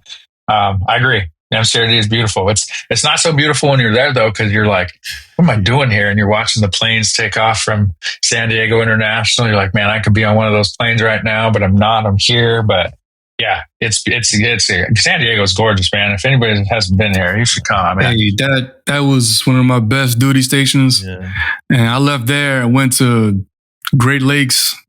Great mistakes, the most brutal winters. I went from barbecuing for Christmas at San Diego to shoveling snow, man. Right. Yeah. And it's right by Liberty Station, right? I think it's right close to Liberty Station. Yeah, it is. Yeah, it's not too far. So I used to run from my apartment. I used to this was like the core of my fitness journey. I would run from the house to MCRD and work out at the gym. And then either go to Liberty Station and do something and then run back. Run back to the apartment, man. Times have changed. You know what I mean? My guy Damo was Cameron Haynes back in the day, man. It was crazy, man. Your boy, I forgot his name now, man. The dude with the videos in the morning, the little routine. David Goggins? No, man. The new social media dude. Aaron Hall or whatever. What's his? I forgot. Oh, and he be running, the water. The banana peels? Yeah, he got Patrick like, yo, who the fuck are we talking about? Yeah, you seen Patrick. That, Patrick? Yeah. No, who is it? I'll have to look. His name is what is this dude name? Something Hall, man. Ashton Hall. Boom, Ashton Hall, yeah. Ashton Hall. He's like this new motivational. Every morning he putting the waters and the ice and dipping his head and then he goes, you gonna look at it. Yeah. You gonna look at it and be like, yo, man, you wasted 30 seconds of my life. I ain't getting back now, man. He recently got one chased. That I Show Speed beating the race, right? Yeah. He raced I Show Speed, and I think was that London or something. But he recently got chased by somebody. That's like more recently, like he just got chased by somebody. But I asked some random questions too. Yeah, I just want to make sure that we didn't miss anything about the Warrior Scholar Project, because this is a really good opportunity. Well, my question, can somebody that's active duty go, or do you have to be a vet? No, we tailor to the enlisted side, right? Okay. So whether you're active duty or a veteran, or in the Guard, whatever that looks like, that's where we tailor. And we say if you don't have a bachelor's degree, there are some very rare cases where they'll make an exception. So don't self-select out, is what I'll say, right? So to reiterate, to answer your question, yeah, it's the enlisted side, whether you're active duty or a veteran, or in the Guard. We have a lot of active duty people actually come through. It's super cool to see. It's really cool to see when you have a supportive command that's allowing their Marines, sailors, soldiers, airmen, airwomen, Toasties, I think is what they're called, right? When they're supported by their command and to afford them the opportunity to come while they're on active duty. So yeah, and Guardians too. Guardians. We got Guardians. Police Force now. I don't know what I don't know what those are. Yeah. And this again, y'all. This ain't chump, man. This Warrior Scholar Project was founded in 2011. First cohort in 2012 at Yale. So this ain't. They ain't start yesterday or the day before that. It's been going on for a while. And it's about 15 in a cohort? Yeah. So it's cool. Yeah, it was 2011, founded 2012. I think the first cohort was roughly 6 people. And from there, we've grown to 19 campuses, 27 boot camps. But roughly, yeah, it's the number, our cap is at 15. 15 because it keeps it. It's an intimate. It's a good number, right? To have a group of 15 like-minded individuals, trying to figure out if they want to pursue school, or if this is the college for them, or what this looks like. Because it's just a great number. So yeah, 15 to a cohort.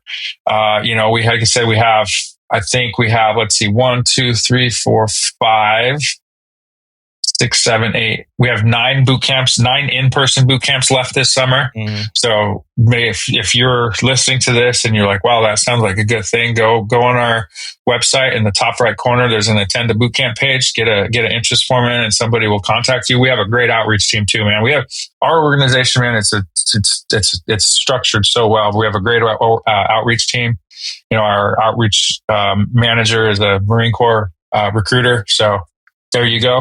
Yeah, no joke. The Marine recruiters ain't no joke. Yeah. And we also have virtual? Yeah, we have 2 virtuals. Yeah, that's what I was going to say. We have 2 virtuals. Those are good for, maybe you're a caretaker, maybe you're a mom, a dad who just can't take all that time away. So you're hitting that virtual aspect. Or maybe, I've sat in because we still have to have a full-time staff member present. I've been one of the CTMs, right? Where we've had people from Okinawa, on our virtual program. So that's what it affords the opportunity for people who may not have that time, or maybe out of state, or OCONUS, right? That can come to a virtual. And you still, it's obviously it's virtual. So there's a little bit of difference, but at the end of the day, it's about taking the skills you acquired in the military and tweaking and tailoring them so you can be successful in an academic environment. Yeah. Hey, so Aaron, so for the listeners, y'all definitely go check out Warrior Scholar Project. We're going to put all the information in the episode notes, all of that stuff. Y'all should be good to go. Definitely check that out. It sounds like a really good idea, a really good thing to do. So if you're not sure about what you want to do, definitely go do that. I got one more random question. I'm going to shut up and pass the ball to Aaron. And Aaron, I guess he got a couple randoms. My last random was, I heard somewhere that you love to list pros and cons, right? You love to make these lists and you do pros and cons on a list and all that. My question is, when is the last time you put together a list and put your pros and cons on there? Last week. I love them, man. I love them. It's how I make. It's how I make most of my decisions. right? Pros and cons. If the pros outweigh the cons, then it's kind of like it's an easy way to say, okay, well, there it is, right? But if the cons outweigh the pros, then it's like, well, maybe I shouldn't do that. That's like a formal list. I live pros and cons, live in my life in my head daily, though. Like, like it's truly, but like to write on paper, like I mean, digital, right? Like I'm a tablet, I'm an iPad guy with a Notability app. But yeah, like to put it down in words on writing, like last week. Nice. Okay. Yeah. You should try it if you don't. Next time you have a tough decision. I'm with it. I implement it with my kids too. Like the last time my daughter was trying to decide, what was she trying to decide? Schools? It wasn't schools. It was programs she wanted to go into. And so we listed out pros and cons of the ones she selected. How many kids you got? I have three stepchildren. Been married 14 years, 18, 22, and 27. Ooh, maybe I probably shouldn't let my wife listen to this because I might be wrong on some of those. But hey, you got grace, man. Your heart's in the right place. Just say, hey, baby, my heart's in the right place. Give me grace. That's all you got to say. Grace, man. You just get one shot, one mulligan off that. You know what I mean? Okay. All right, man. So I'm going to come for top rope with a couple of some randos. All right? All right, let's do it. All right. Do you watch movies? You a TV guy? You binge? Like, what's your joint?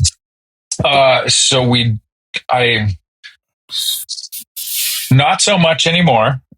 When I travel, because I travel a lot for work, is when I find time to on the plane. Like I'm not one of the guys that works on a plane. I can't do that, man. It's not for me. So I catch up on a lot of missed TV watching, movie watching on the plane when I'm flying. So I download the episodes, right? Movies, I love the original Top Gun, but man, that new Top Gun Maverick with my Bose headphones in, that's one of the best movies ever. I've watched it a few times. I actually watched it recently because I was flying recently. One of my favorite, I've The Office. I've probably seen The Office in its entirety 5 times.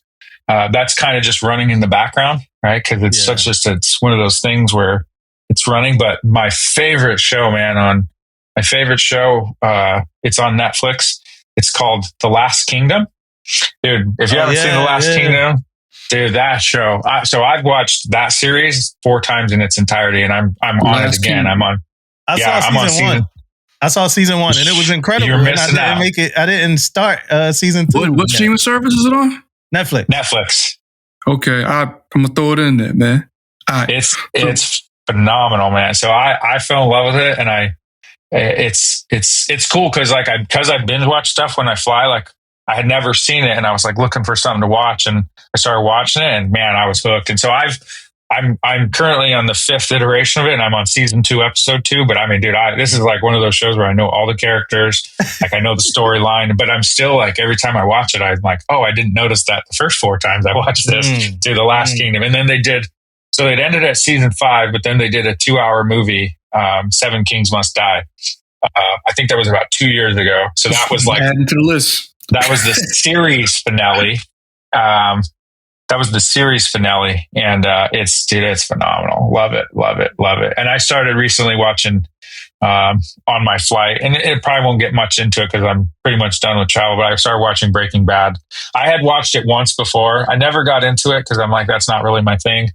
And I did like it, but I'm like, oh, maybe I'll give it another shot. So I'm a couple episodes into season 1, but I probably won't hit it back up till next summer because I'm not traveling a whole lot right now. Did you watch the entire series already? You watched the entire Breaking Bad series already once? Yeah, I did. And it's funny, I did it, I want to say 3 years ago, because I didn't watch it while it was like the big hot topic. Well, it was, essentially, I don't want to say live, but while it was, the new episodes were coming out weekly. I waited, and same thing, I was traveling a lot. So that was like my series for the summer. But I did watch the entire series, and I liked it a lot. But I always like to go back, right? It's like reading a book. I love to read. You probably see behind me, right? Those are all the books I've read, and I'm read, and we have a whole nother library over there. And sometimes I read books twice, man, because whether I'm reading for fun or intentionality, it differs on how I approach it. So like when I watch something, maybe I'm watching it for a different reason, right? Maybe I'm just pure entertainment. I'm kicking back, or like, hey, I want to dive into the characters more. Damo's library is audio, and it's like crazy. And anybody who says they got this argument about is our audiobooks the same as reading? It is. You still taking it in. So Damo probably got all the badges for hours listened on Apple Books. You know what I mean? But but I want to ask you these questions though, man. So all right. So you know how like you're a veteran and you sitting there and like you Navy and you see that movie Battleship. And you sit there, you like, yo, Rihanna is a gunner's mate, an IT, and a navigator all in one. Like, this is bullshit. This is not real. You can't separate the movie from the real, right? So when, I was doing research and looking at your background, everything is you being a sniper instructor, right? They got a lot of sniper movies. And, I watched like Making the Cut documentary. I saw a little bit of Battleground Afghanistan.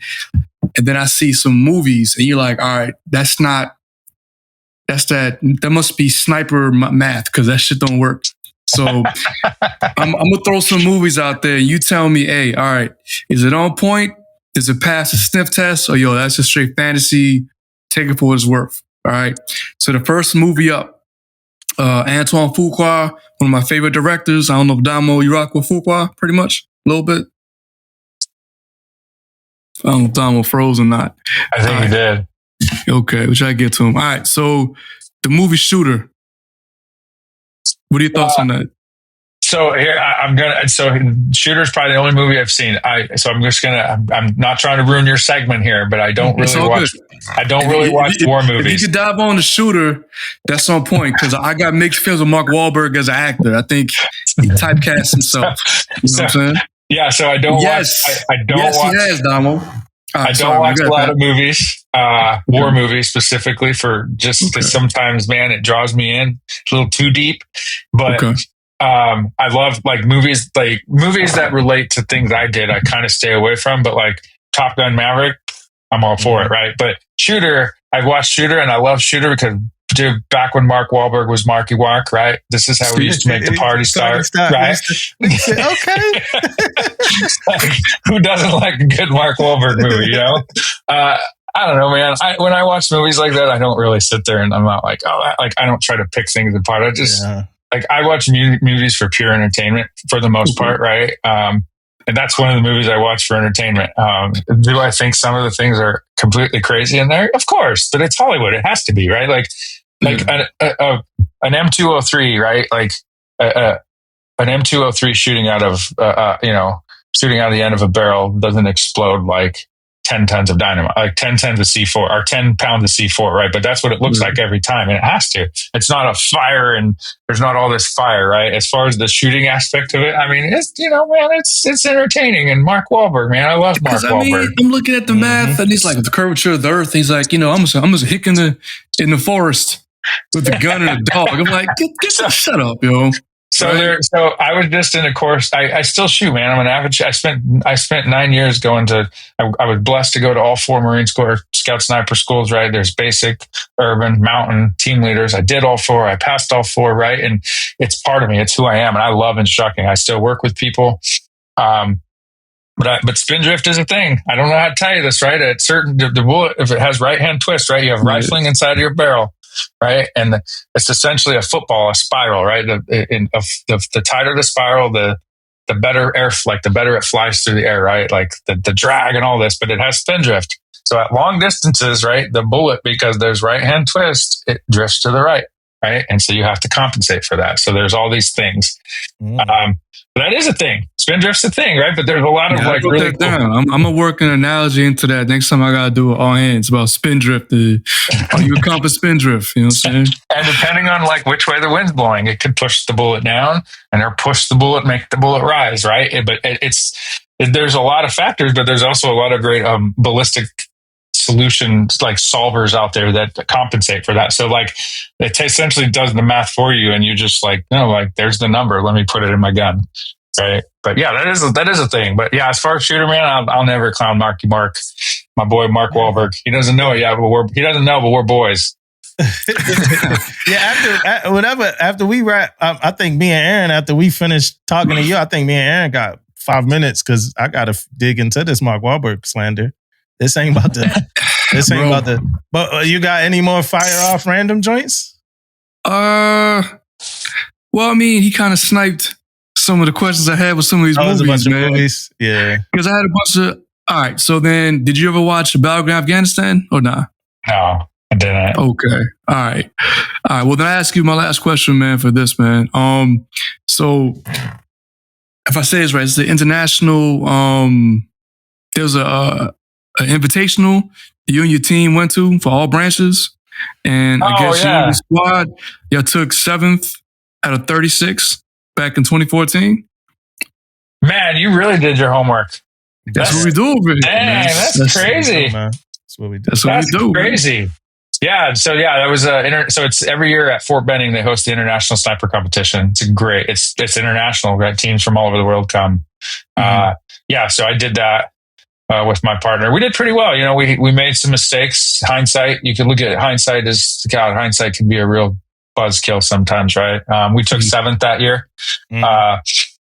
Which is pretty damn good. I think there was 32 teams. We took 7th. Yeah, 36. I was on it. Yeah. We were the top Marine Corps team. You know, there was one event that we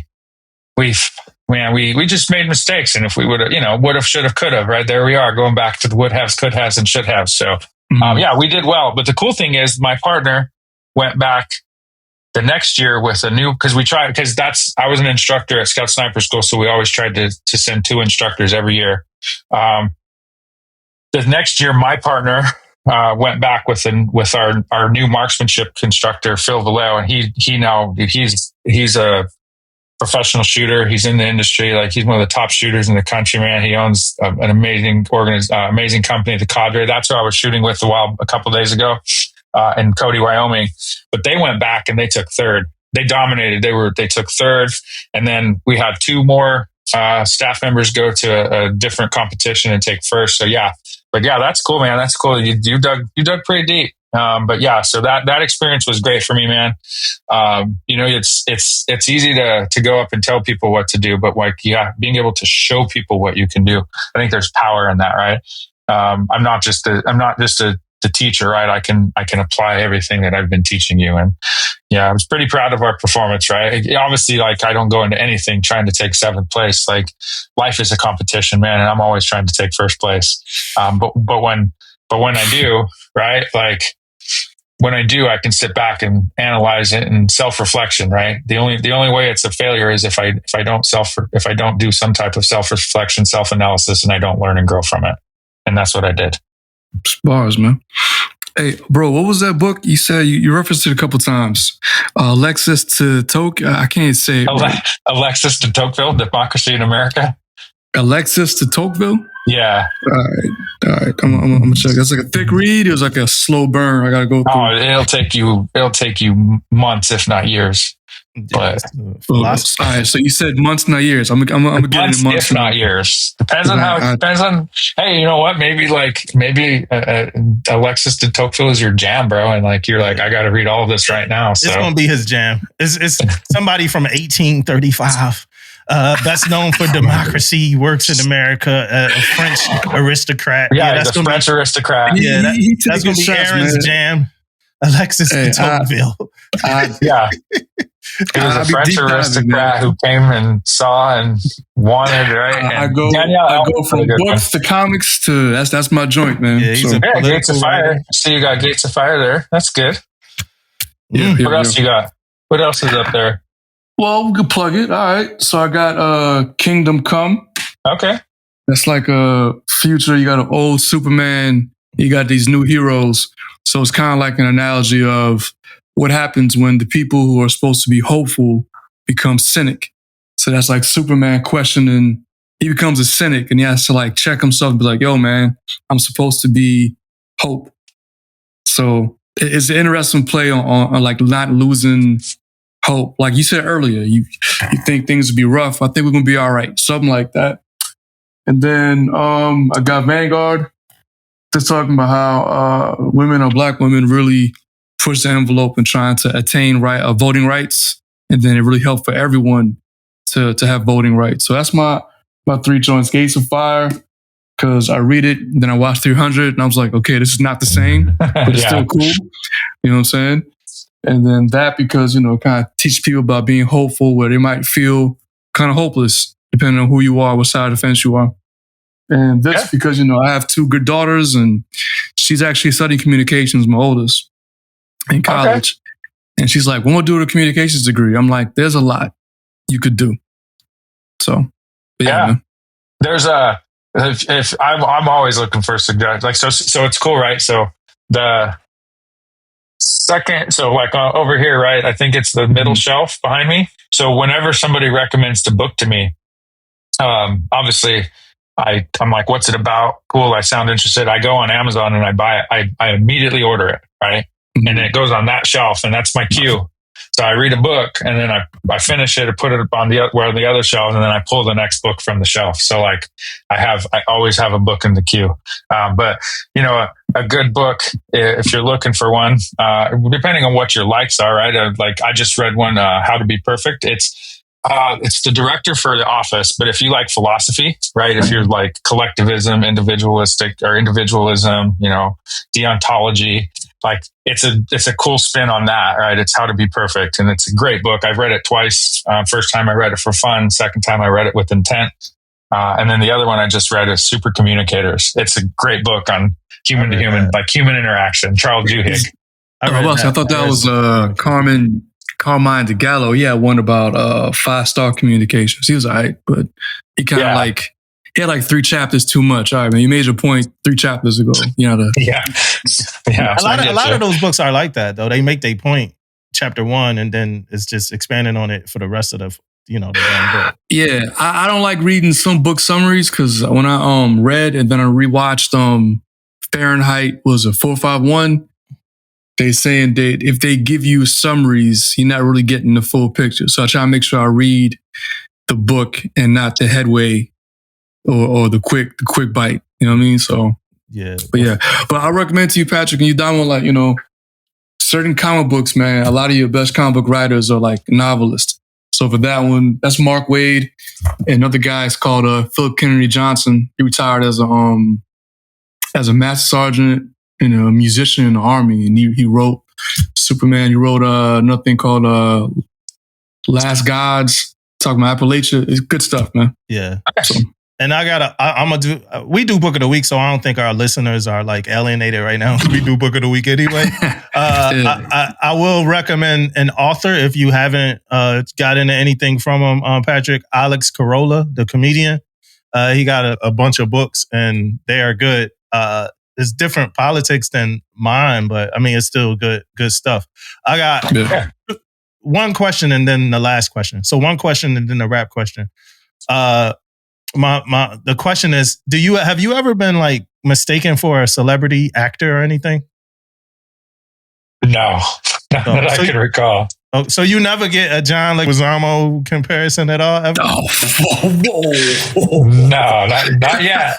Okay, a little, Aaron. Nah. Oh, all right. Well, I could be off. All right, and then I'm never off when it comes to actor comparisons. There's somebody looking now that's going to be like, yeah, he does look a little bit. But my last question is this. My last question is for your final thoughts as we close, and just what you want to leave a listener with. I'm telling you now, a listener to listen to this podcast and they looking at Warrior Scholar Project. They thinking about life. It might be somebody that's dealing with like an alcohol issue right now that they are too proud to address, too proud to think about. And I think we dug into a whole lot of stuff, or at least covered a whole lot of stuff. So my question is, what's your just your final thoughts, and what legacy do you want to leave? Either one. What's your final thoughts, or what legacy do you want to leave?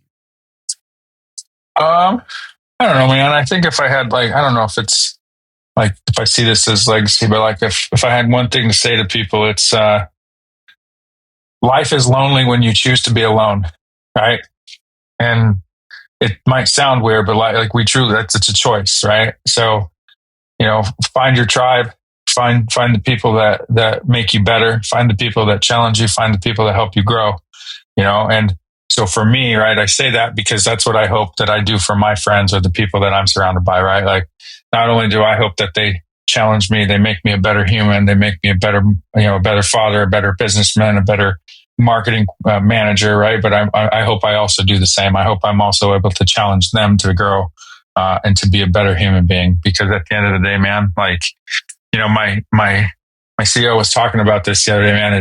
You said my analogy of the tornado, right, struck something in you. Well, he was talking about we only have 4,000 weeks on this earth, right? So it's 80. So that's the average. If you live to 80, you have 4,000 weeks on this earth.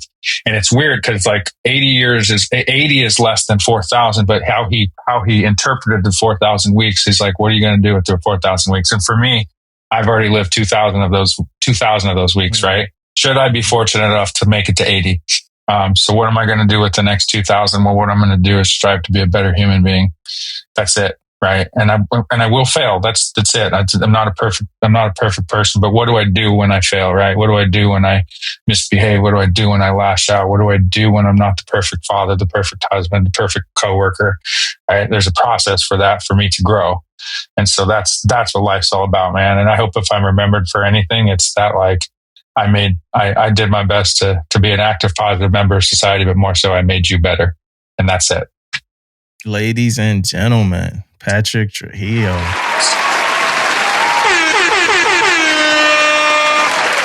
Permission to Speak Freely, episode 150.